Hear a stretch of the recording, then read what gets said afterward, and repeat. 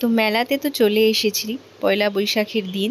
এসেই আমার দেখতে পেয়েছে আমার ছেলে হচ্ছে এখানে কতগুলো রাইড আছে, এগুলো হচ্ছে ওর ফেভারিট রাইড, কারণ এগুলোতে তেমন একটা ভয় নেই আর গোল গোল করে ঘোরে, তো ওগুলো খুব পছন্দ করে ও বাচ্চা।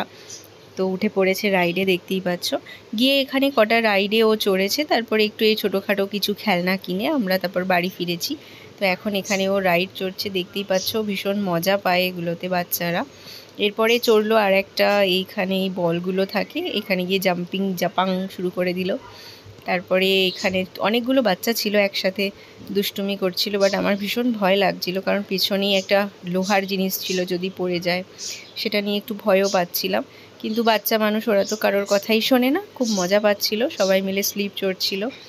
তো এই যে দেখো আমার ছেলেকে লাফাচ্ছে কেমন আর চড়ছে, স্লিপ চড়ছে, পরপর পরপর দুজন দুষ্টুমি করছে, দেখেও ভালো লাগে, কিন্তু ভয়ও লাগছিল একটু, বাট কিছুই হয়নি, ভালোভাবেই মেলাটা ঘোরা হলো।